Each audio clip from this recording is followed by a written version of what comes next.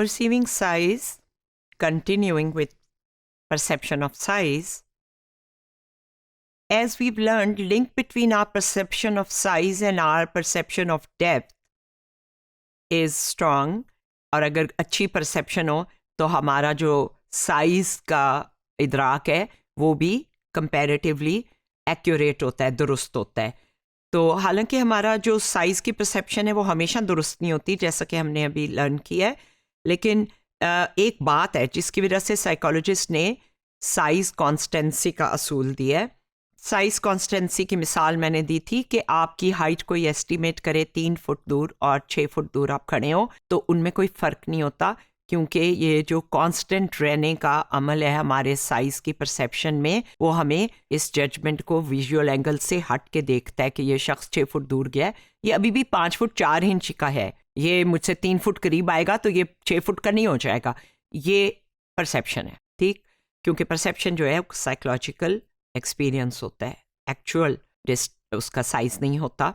अब ये जो सर्कल है इसको अगर आप 60 सेकंड तक देखें, फिर कोई भी वाइट स्पेस जो इस सर्कल के साइड पे है उसको देखें, तो आप पलकें झपकेंगे तो ये जो सर्कल है इसका आफ्टर इमेज यानी ह्योला सा उसके ऊपर जाहिर होगा. इससे पहले कि वे ह्योला या आफ्टर इमेज फेड हो, आप किसी दीवार पे दूर देखें, जो साइज आपको इस सर्कल का नजर आएगा वो इस पे डिपेंड करता है कि आप दूर देख रहे हैं या बिल्कुल इस सर्कल के साथ किसी वाइट पेज पे देख रहे हैं. इस तजर्बे का मकसद ये है कि हमारी वही एक सर्कल का साइज है, आपके ब्रेन ने एक पर्दे पे उसको बिल्कुल लम्हाती तौर पे महफूज किया हुआ है. जब आप दूर देखेंगे तो वो जो आफ्टर इमेज है वो और साइज का नजर आएगा, और जब करीब देखेंगे तो और साइज का नजर आएगा. हालांकि वो जो ह्योला ब्रेन के पर्दे पे हल्का सा झलक अभी तक मौजूद है जबकि आप देख नहीं रहे उसको, वो एक ही साइज की थी जिसको आप देख रहे थे. तो इससे ये पता चलता है कि नियर सरफेस पे देखने से एक स्मॉल आफ्टर इमेज नज़र आता है जो कि क्लोज है, और दूर पे देखने से लार्जर जो कि दूर नज़र आता है. ये आफ्टर इमेज का एक एक्सपेरिमेंट है. साइज कॉन्स्टेंसी का जो प्रिंसिपल है उसके पीछे ये जो ऑब्जर्वेशन है कि size of an after image increases as the after image is viewed against more distant surfaces. ठीक, जो अभी तजर्बा किया कि जब आफ्टर इमेज को दूर के सरफेस या सतह पे देखें तो वो बड़ा नजर आता है.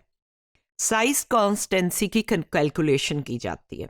Size constituency and the depth perception has led to the proposal that size constancy is based on a mechanism called size distance scaling that takes an object's distance into account.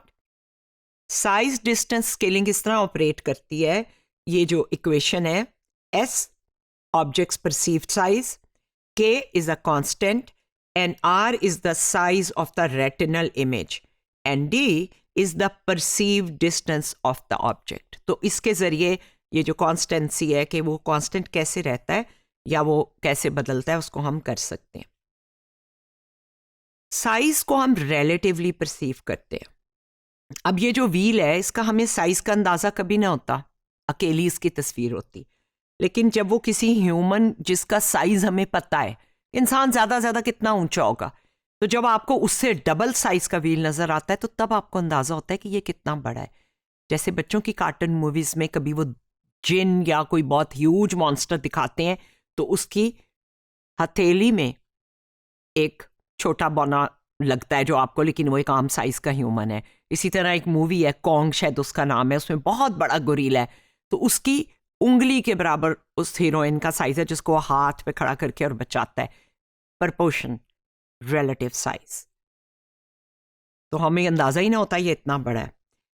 अब ये जो 2 सिलेंडर है ये एक texture gradient पे है. Texture gradient ये होता है जिसमें आपको ऑर्गेनाइज सिस्टमेटिक तरीके से, जैसे ब्रिक्स हैं, पत्थर लगे हुए हैं या फ्लोर के ऊपर लाइंस या टाइल्स हैं, ये टेक्सचर ग्रेडियंट होता है.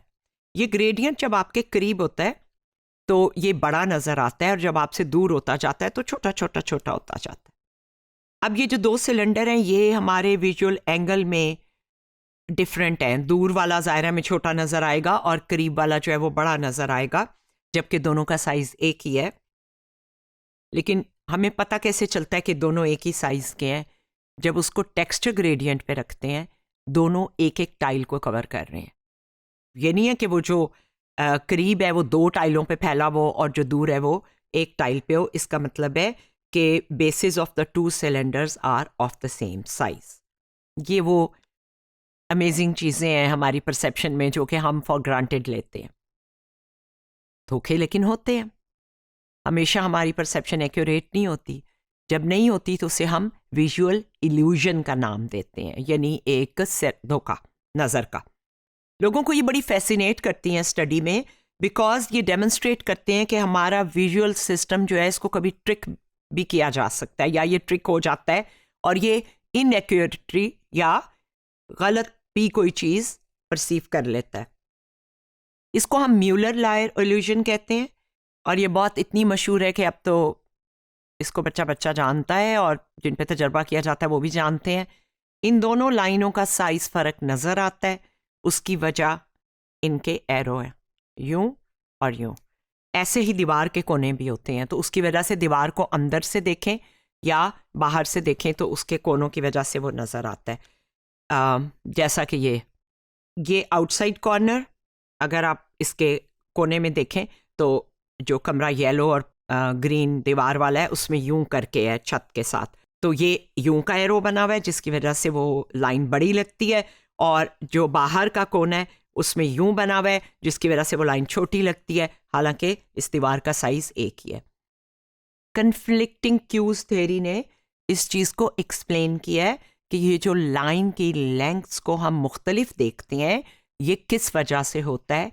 ये लाइन की लेंथ की वजह से भी होता है और जिस फिगर के अंदर हम ओवरऑल देख रहे हैं उसकी वजह से भी होता है। तो इस थ्योरी के मुताबिक जो डे ने दी थी, ये 2 कन्फ्लिक्टिंग क्यूज हैं, तो ये दोनों इंटेग्रेट होते हैं और एक कॉम्प्रोमाइज होती है, तो उसके साथ हम फिर उसको लाइन की लेंथ को एक और तरह से देख रहे होते हैं। इसको पोंजो इल्यूजन कहते हैं।